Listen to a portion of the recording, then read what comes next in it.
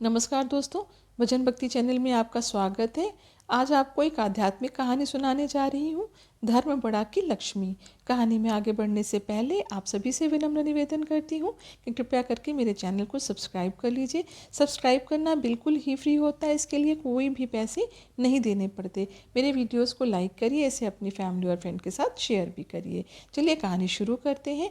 एक बार धर्म और लक्ष्मी जी में बहस हो गई। धर्म बोले कि मैं श्रेष्ठ हूँ और लक्ष्मी जी बोली कि मैं श्रेष्ठ हूँ।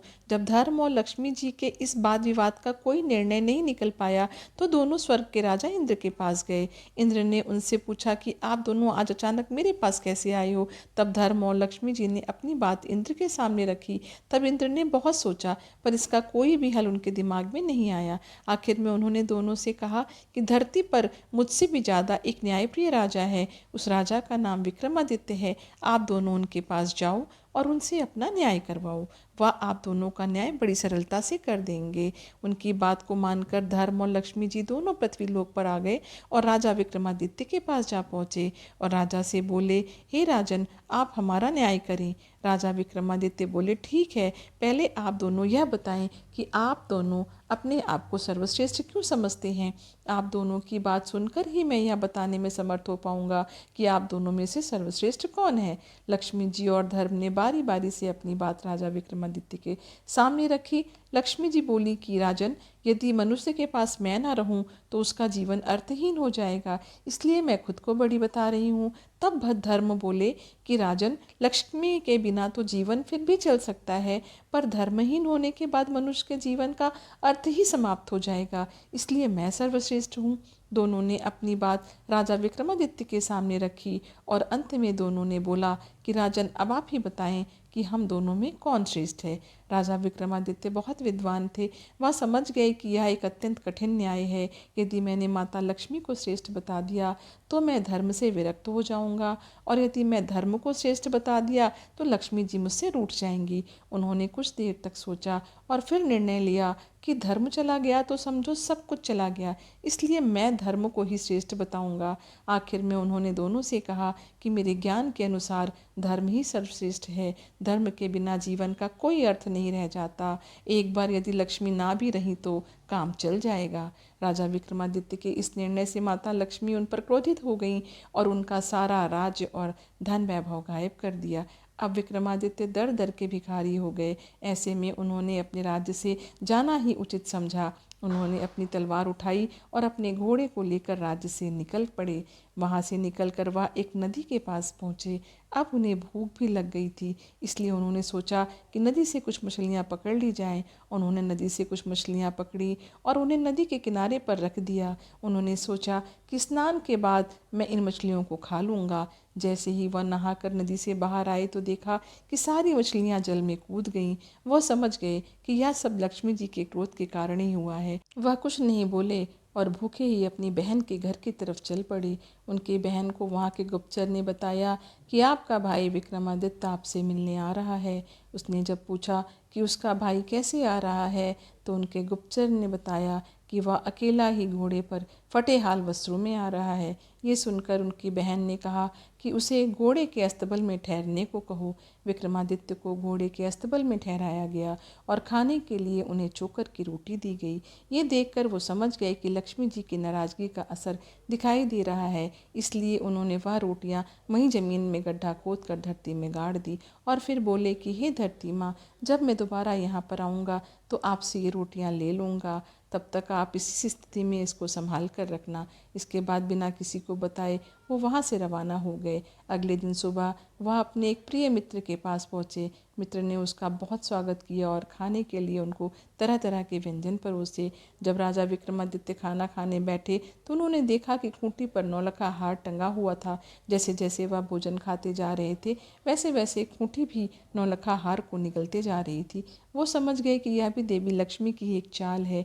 जब उनके मित्र की पत्नी ने खूंटी से हार गायब देखा तो उसने विक्रमादित्य पर चोरी का आरोप लगा दिया। विक्रमादित्य ने अपनी सफाई में कुछ भी नहीं कहा। उनका मित्र जानता था कि विक्रमादित्य ऐसा नहीं कर सकते। इसलिए उसने अपनी पत्नी को समझाने का बहुत प्रयास किया, लेकिन वह नहीं मानी। अब विक्रमादित्य वहाँ से चल पड़े और दूसरे राज्य में पहुँच गए। लगातार यात्रा करने के कारण वह थक गए थे, इसलिए उन्होंने किसी वृक्ष के नीचे थोड़ी देर आराम करने की सोची। जब वह पेड़ के नीचे बैठे तो थकान के कारण कुछ ही देर में उनको नींद आ गई। इसी दौरान वहाँ के राजा के यहाँ चोरों ने चोरी की थी। वह धन लेकर भाग रहे थे। उनके पीछे राजा के सैनिक थे। सैनिक के डर से भागते हुए चोरों ने वह धन सोते हुए विक्रमादित्य के पास रख दिया और आगे चले गए। कुछ ही देर में राजा के सैनिक चोरों की तलाश में वहां पहुंचे। सैनिकों ने जब देखा कि सारा धन विक्रमादित्य के पास रखा हुआ है तो उन्होंने समझा कि यही चोर है। वह उनको पकड़कर राजा के पास ले गए। उन्होंने सारा धन, घोड़ा और तलवार अपने कब्जे में ले लिए।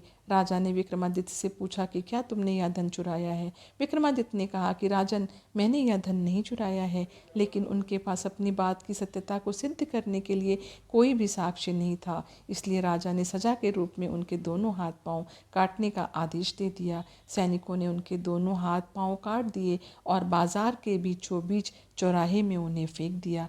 इसके साथ ही उन्होंने उनके पास एक जूता रख दिया और वहाँ लिख दिया कि जो भी इधर से गुजरे वह इस अपराधी को 5 जूते अवश्य मारे। अब जो भी राहगीर वहाँ से गुजरा वह उन्हें 5 जूते मारता। अगले दिन जहाँ पर राजा विक्रमादित्य घायल अवस्था में पड़े थे वहाँ से एक तेली गुजर रहा था। वह स्वभाव से एक दयालु व्यक्ति था। वह राजा के पास रुका, लेकिन उसने जूते नहीं मारे। राजा विक्रमादित्य ने उससे कहा कि मित्र, मेरे पाँव पर मक्खियाँ बैठ रही हैं जो मुझे पीड़ा पहुँचा रही हैं, इसलिए तुम मेरे जख्मों पर थोड़ा सा तेल लगा दो तो तुम्हारा बहुत ही उपकार होगा। तेली हंसा और बोला, एक तो मैं तुम्हें जूते मारने की सजा भी नहीं दे रहा हूँ, ऊपर से तुम मुझे तेल की आशा करते हो। लेकिन जब राजा ने उससे प्रार्थना की तो उसने थोड़ा सा तेल उनके जख्मों पर लगा दिया। उस दिन जब वह तेली तेल बेचने गया तो शाम तक तेल बेचने के बाद भी उसका तेल उतने का उतना ही रहा। उसे बड़ा ही आश्चर्य हुआ कि आज ऐसा क्या हुआ कि इतना तेल बेचने के बाद भी मेरे घड़े का तेल कम नहीं हो रहा है। उसकी समझ में आ गया कि यह सब उस घायल व्यक्ति के कारण हो रहा है। अवश्य ही वह कोई देव आत्मा है। शाम को जब वह तेल बेचने वाला तेली अपने घर पहुंचा तो वह बहुत खुश था। उसकी पत्नी ने प्रसन्नता का कारण पूछा तो उसने अपनी पत्नी को सारी बात विस्तार से बता दी। उसने अपनी पत्नी से कहा कि मुझे ऐसा प्रतीत होता है कि वह कोई दिव्य आत्मा है। उसकी पत्नी ने कहा कि आप किसी प्रकार उस व्यक्ति को अपने घर ले आओ। वैसे भी हमारी कोई संतान नहीं है, इसी बहाने हमें संतान का सुख भी प्राप्त हो जाएगा। तेली कहने लगा कि राजा से पूछे बगैर हम उसे अपने घर नहीं ला सकते, इसलिए पहले इस संदर्भ में राजा से इजाज़त लेनी होगी। तेली की पत्नी बोली, आप कल सुबह जाकर राजा से बात कर लो, अब देरी करना उचित नहीं है। अगले दिन सुबह ही वह तेली राजा से मिलने राजमहल में पहुंच गया। जब राजा ने तेली से आने का कारण पूछा तो वह बोला कि मालिक के दिया आप आज्ञा दे तो मैं इस लूले लंगड़े व्यक्ति को अपने घर ले जाऊं। हमारी कोई संतान नहीं है, इसलिए हमारी इच्छा है कि हम उसको अपने साथ रखकर संतान का सुख प्राप्त करें। राजा कुछ देर तक तो सोचता रहा, फिर बोला कि वैसे भी यह व्यक्ति हमारे लिए किसी काम का नहीं है, तुम उसको अपने घर ले जा सकते हो।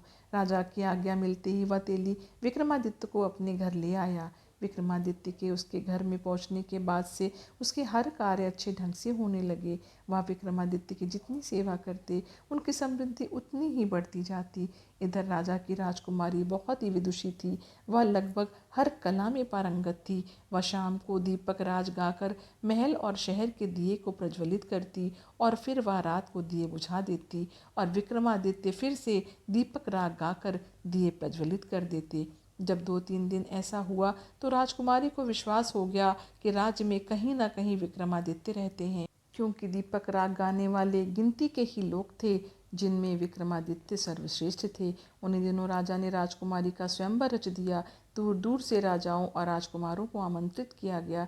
जिस दिन स्वयंवर था उसके एक दिन पहले विक्रमादित्य ने तेली से कहा, पिताश्री, मैं भी स्वयंवर को देखना चाहता हूँ, इसलिए आपसे प्रार्थना है कि कल मुझे वहाँ पर लेकर के चलो। तेली ने समझाया कि तुम चल फिर नहीं सकते, तुम्हें कहीं कोई चोट न लग जाए। लेकिन जब विक्रमादित्य अपनी बात पर अड़े रहे तो वह तेली उन्हें स्वयंवर में ले जाने के लिए राजी हो गया। वह बोला कि कल प्रातःकाल मैं तुम्हें स्वयंवर में ले चलूँगा। थोड़ी देर बाद राजा के यहाँ से तेली को संदेश आया कि राजा को 100 घड़ा तेल कल सुबह तक चाहिए। तो तेली ने कहा कि भैया कैसे संभव हो सकता है, ये तो बहुत ज़्यादा है। संदेश लाने वाला बोला कि मैं कुछ नहीं जानता, राजा के आदेश से आपको यह कार्य करना ही होगा, वरना आप सजा के लिए तैयार हो जाओ। तेली बहुत ज़्यादा तनाव में आ गया क्योंकि ये तो असंभव है। वह बहुत दुखी था। तभी विक्रमादित्य ने पूछा कि पिताश्री, आप इतने चिंतित क्यों हो? तो तेली ने अपनी चिंता का कारण बताया। तो विक्रमादित्य ने कहा कि आप उनसे 100 घट मंगवा लें और चिंता ना करें, मुझ पर विश्वास करें, कल हम उन्हें 100 घड़े अवश्य दे देंगे। तेली को विक्रमादित्य की शक्तियों का आभान था। उसने राजा को कहकर 100 घड़े मंगवा लिए। रात में विक्रमादित्य तेली से बोले, अब आप दोनों आराम से सो जाओ, मैं रात में 100 घड़े तेल निकाल दूंगा। तेली की पत्नी बोली, बेटा तेरे हाथ और पाँव नहीं, बता तू कैसे बैलों को चला पाएगा? विक्रमादित्य ने कहा, माँ तू निश्चित होकर सो जा, मैं सब कुछ कर लूँगा। रात में विक्रमादित्य ने 100 घड़े तेल निकाल दिए। सुबह जब राजा के व्यक्तियों ने देखा तो आश्चर्य से भर गए। तेली और उसकी पत्नी को अब पूरा विश्वास हो गया कि ये लड़का जरूर कोई देवता है, इसलिए अब कोई चिंता की बात नहीं। अगले दिन तेली ने विक्रमादित्य को नहला धुलाकर नए वस्त्र पहना दिए और फिर उनको ले जाकर स्वयंवर में दूर बिठा दिया। कुछ समय बाद जब सब राजा और राजकुमार आ गए तो राजकुमारी को वर के चुनाव के लिए भेजा गया। राजकुमारी ने उन लोगों में विक्रमादित्य को तलाशना शुरू किया। उसे राजाओं में तो कोई भी ऐसा ना दिखा जो विक्रमादित्य लगे। तभी उसकी निगाह दूर बैठे अपंग व्यक्ति पर गई।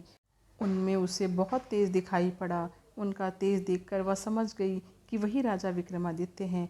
बस फिर क्या था, वह माला लेकर उसकी ओर चल पड़ी और पास पहुंचकर माला उनके गले में डाल दी।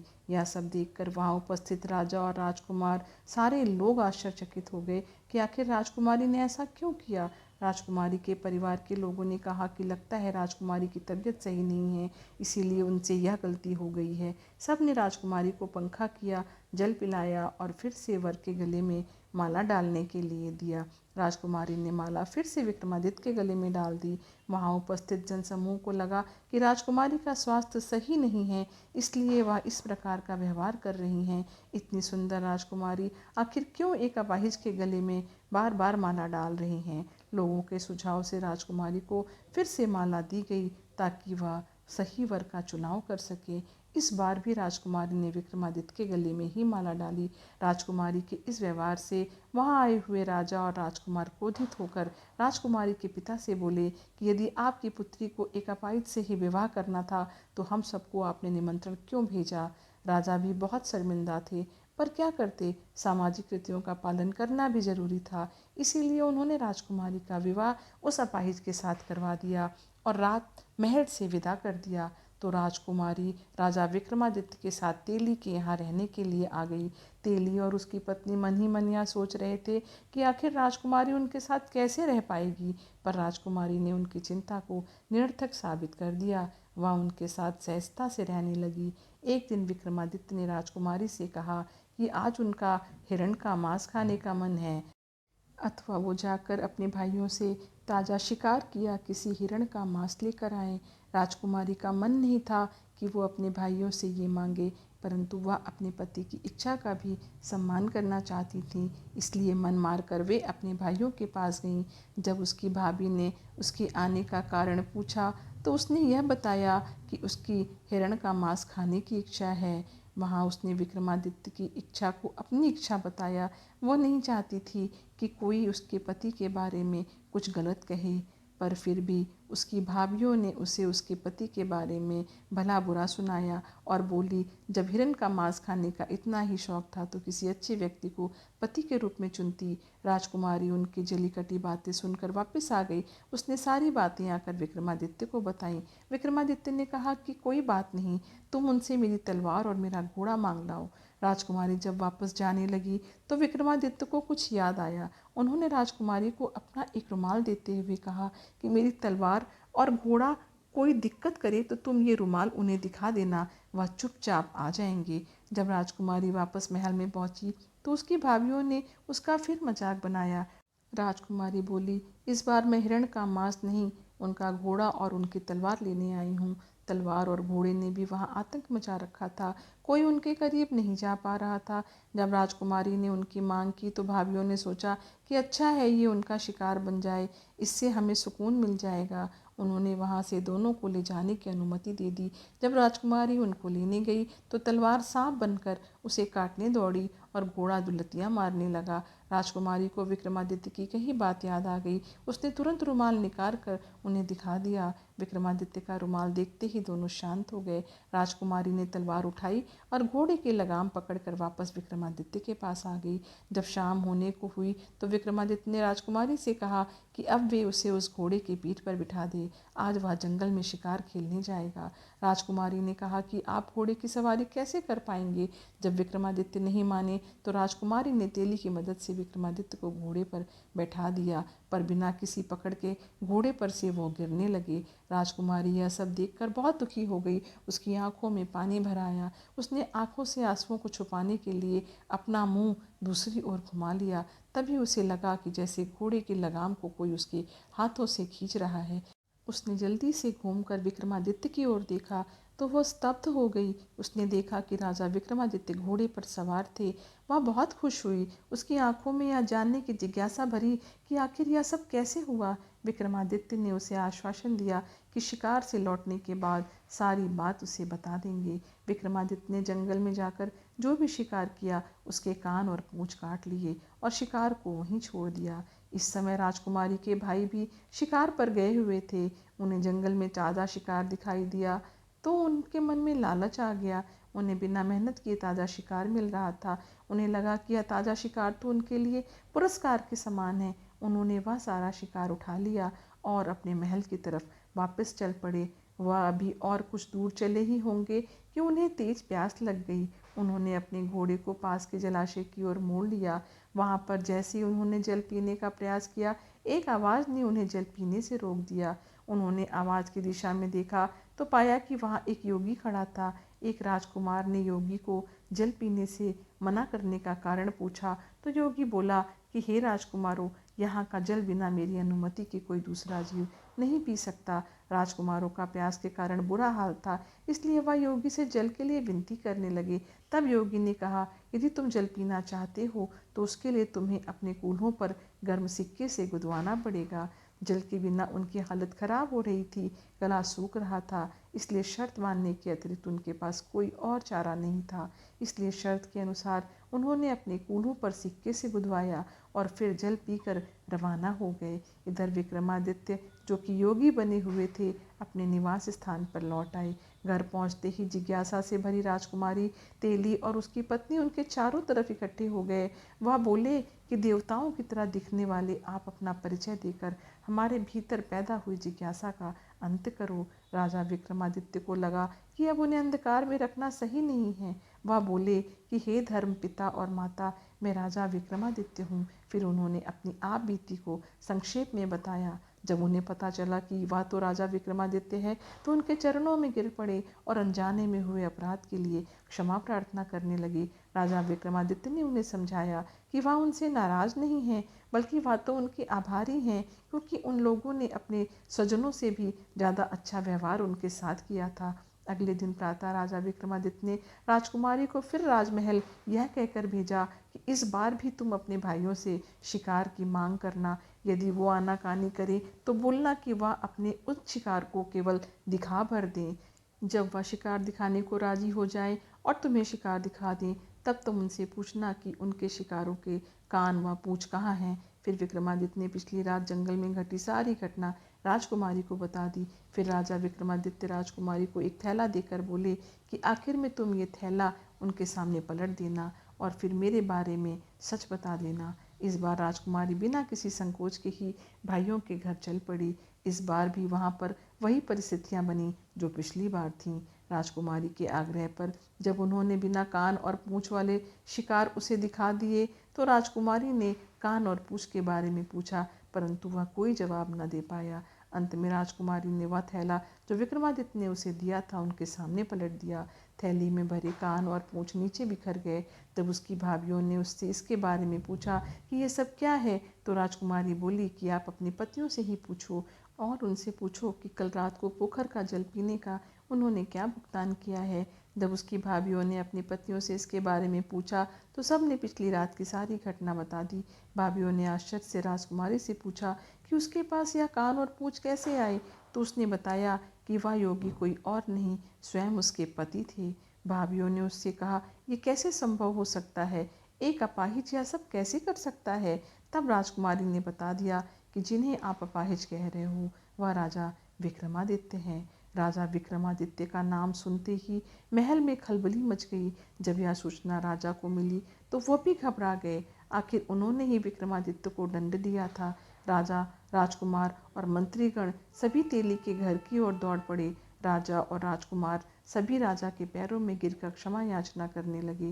विक्रमादित्य ने उन सबको कहा कि आप लोग दुखी ना हो, यह मेरे धर्म की परीक्षा थी, इसलिए आप लोगों की मति घूम गई थी। अतः आप लोग यह बात अपने मस्तिष्क से निकाल दें कि मैं आपसे नाराज हूँ। सब खुश हो गए और राजा को अपने साथ महल ले गए।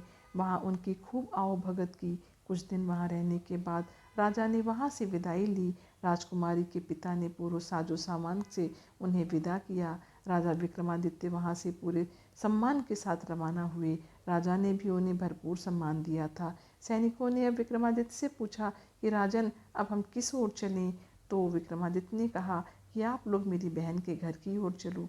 जब वह लोग विक्रमादित्य की बहन के नगर के पास पहुँचे तो बहन को भी उनके गुप्तचरों से समाचार प्राप्त हो गया कि उनका भाई विक्रमादित्य आ रहा है। उसने गुप्तचर से पता किया कि विक्रमादित्य किस परिस्थिति में आ रहा है, तो गुप्तचर ने बताया कि वो तो पूरे लाजो लश्कर के साथ आ रहा है। बहन ने तुरंत राजमहल के कर्मचारियों से उनके भव्य स्वागत के लिए कहा और बोली उसे विशेष महल में ठहराया जाए। जब विक्रमादित्य पहुंच गए तो बहन उनके लिए बेहतरीन व्यंजन बनाकर उनके स्वागत में पहुंची। राजा विक्रमादित्य ने वहां भोजन करने से इनकार कर दिया और बहन को लेकर अस्तबल में पहुंचे।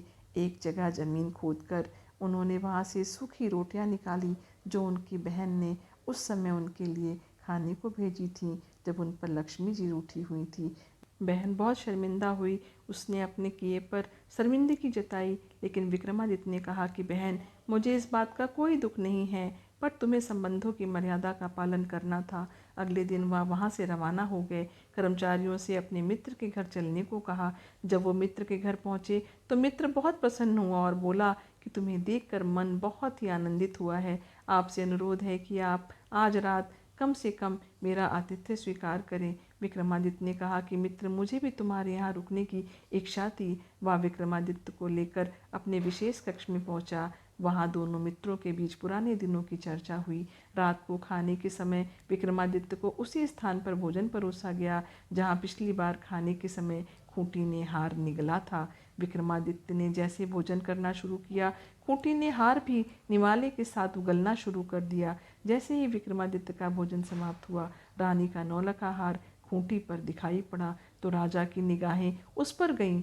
खूंटी पर अपना खोया हुआ हार देखकर तो राजा आश्चर्य से भर उठे और रानी से बोले, ये कैसी अनोखी घटना है। इस हार की चोरी का इल्जाम तुमने मेरे मित्र विक्रमादित्य पर लगाया। तब मैंने तुम्हें कहा था कि ऐसा कार्य मेरा मित्र विक्रमादित्य नहीं कर सकता। जो दुनिया की तकलीफ को हरता है वह तुम्हारे एक तुच्छ हार के लिए इतना गिर नहीं सकता है। जाओ अपना हार ले लो। रानी को तुरंत अपने द्वारा किए गए कार्य पर बहुत शर्मिंदगी हुई। उसने हाथ जोड़कर राजा विक्रमादित्य से क्षमा मांगी। वह बोली कि हे राजन, मेरी मति को उस समय ना जाने क्या हुआ था। मेरे उस अपराध की कोई भी माफ़ी नहीं है, पर मैं चाहती हूँ कि आप एक बार मुझे माफ़ करके मेरी पीड़ा को कम करें। तब विक्रमादित्य ने उससे कहा कि आप लोग ज़्यादा दुखी ना हो। वह समय मेरा भी विपत्ति का समय था। मुझ पर लक्ष्मी जी रुष्ट थीं, इसलिए सारी घटना घटी। फिर उन्होंने वह सारी बात विस्तार से उनको बताई और अगले दिन अपने राज्य के लिए रवाना हो गए। जब वह अपने राज्य में पहुँचे तो उन्हें माता लक्ष्मी जी नगर के मुख्य द्वार पर ही मिल गईं। माता लक्ष्मी बोली कि हे राजन, तुम सही थे और मैं गलत थी। इसके बावजूद मैंने तुम्हें जो दंड दिए उसके लिए मैं दुखी हूँ। इसलिए हे पुत्र विक्रमादित्य, क्या तुम अपनी माता को क्षमा नहीं कर सकते। माँ लक्ष्मी के मुख से ऐसे शब्द सुनकर विक्रमादित्य माता लक्ष्मी के चरणों में गिर गए और बोले कि हे माँ, आप ऐसी बातें ना करें। आपकी परीक्षा से मेरा और भी निखार हो गया है, इसलिए मैं आपका आभारी हूँ। विक्रमादित्य की विनम्रता से माँ लक्ष्मी बहुत प्रसन्न हुई और बोली, हे विक्रमादित्य, मेरा तुमको आशीर्वाद है कि जब तक ये दुनिया रहेगी लोग तुम्हें नहीं भूल पाएंगे। यह आशीर्वाद देकर माँ लक्ष्मी अंतर्ध्यान हो गई। इसके बाद अपने नगर में पहुंचकर राजा विक्रमादित्य और राजकुमारी सुख से अपना जीवन व्यतीत करने लगे। यदि कहानी थोड़ी भी पसंद आई हो तो कमेंट बॉक्स में जय माँ लक्ष्मी अवश्य लिखिएगा। माता लक्ष्मी की कृपा आप सभी पर हमेशा बनी रहे। आपका दिन शुभ हो। धन्यवाद।